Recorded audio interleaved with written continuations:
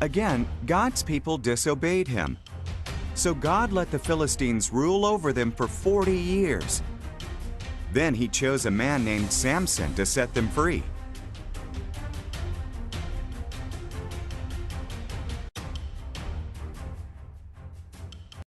An angel promised Samson's mother that she would have a son. Samson would have to make 3 promises to God: never drink wine, never touch dead things, never cut his hair.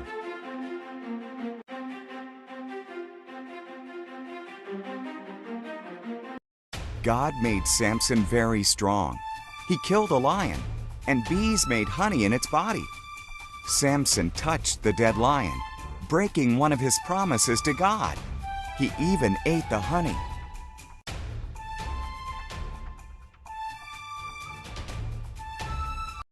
Samson fell in love with a woman named Delilah. The Philistines promised her lots of money to discover why Samson was so strong. She asked him again and again.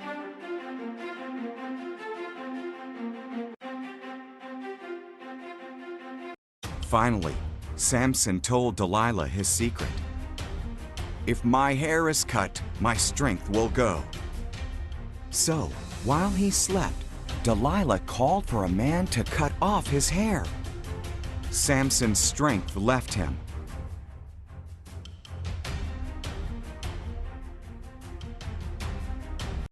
When the Philistines arrived, they captured him easily. They blinded him. Then they put him in prison and set him to work, dragging a heavy grinding stone.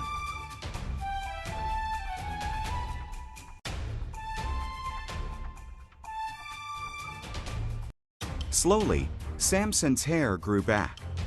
The Philistines brought Samson into their temple to thank their false god Dagon for defeating him. Samson asked God to make him strong one last time.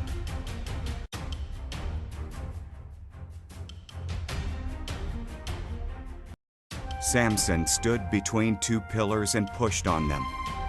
The temple fell down, killing all the Philistines, and Samson with them. Samson didn't keep his promises, but God kept his.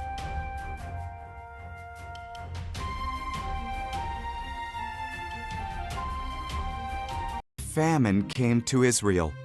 Elimelech, Naomi, and their sons went to Moab to find food. Elimelech died. The sons married Moabite women, Orpah and Ruth. Then the sons died too.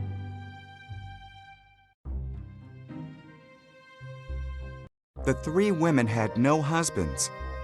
When the famine in Israel was over, Naomi decided to go home.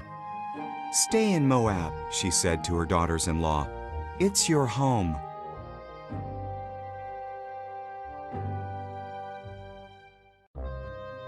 Orpah stayed, but Ruth said, "Wherever you go, I will go. Your people will be my people. Your God will be my God." Together, Ruth and Naomi went back to Israel.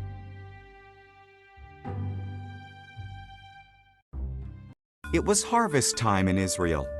Naomi told Ruth to gather the bits of grain left behind in a field. The field belonged to Boaz, Elimelech's relative. Boaz approached Ruth.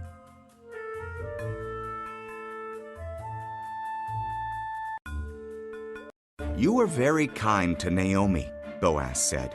"Leaving home must have been hard. May God bless you." He gave Ruth food and told his workers to watch over her.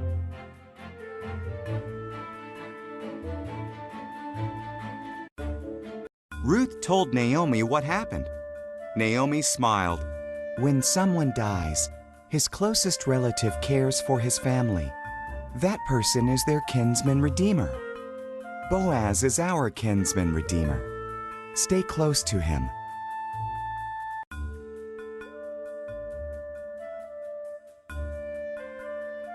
So Ruth stayed close to Boaz. He liked her more each day.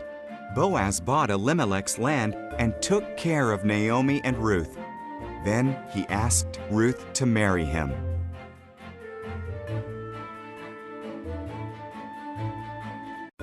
Ruth had a son called Obed. Obed's son was Jesse. Jesse's son was David, and David became Israel's greatest king. So God blessed Ruth just as Boaz had prayed.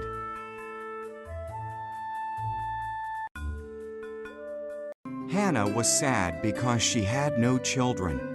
She prayed, and God gave her a son, Samuel. She was very grateful, so she gave Samuel to God to serve him. Hannah left her little boy at the tabernacle with Eli, the priest. Samuel helped old blind Eli. He even slept in the tabernacle while Eli slept in a room nearby.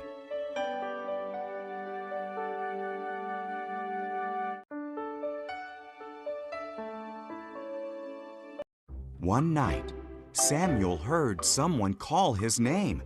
He got up and ran to Eli. "Here I am," he said.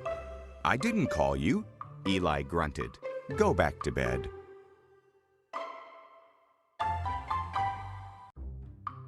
Samuel crept back to bed. He heard his name again.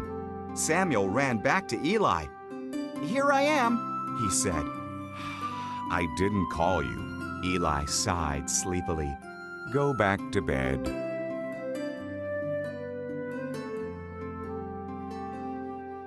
After Samuel heard the voice a third time, Eli said it was the Lord. "If he calls again," said Eli, "say, 'Speak, Lord, your servant is listening.'" So Samuel did.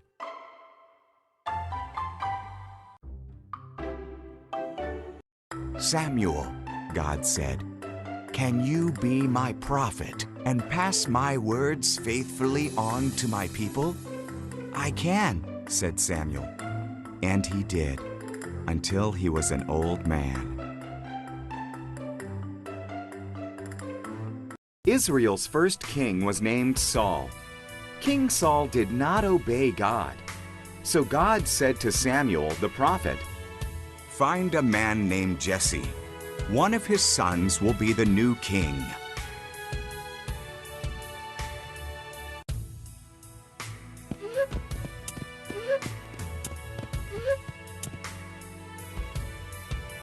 Samuel found Jesse in Bethlehem. He looked at 7 of Jesse's sons. They looked handsome and strong. "Not them," God said. "I don't care about looks. I care about what's in a person's heart."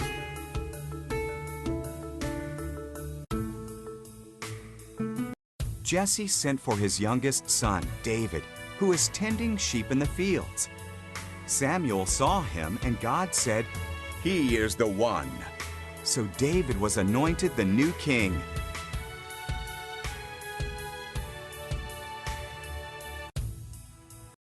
Sometime later, Israel fought the Philistines. A giant Philistine soldier called Goliath challenged the Israelites to send a champion to fight him. But the Israelites were all too afraid.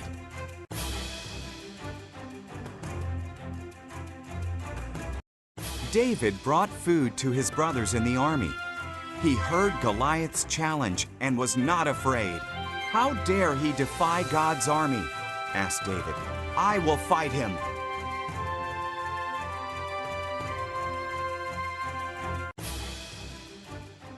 Surprised, King Saul offered David his armor. "No," said David. "God helped me kill wild beasts. He will help me against Goliath too." David took 5 stones and a sling.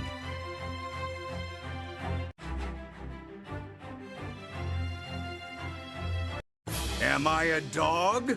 Goliath roared. "You send this stick of a boy to fight me." "You have a spear," said David, "but I have the help of Israel's God."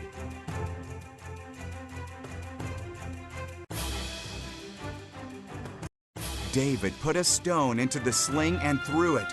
It struck Goliath's forehead and knocked him down. The Israelites defeated the Philistines. With God's help, David was a hero.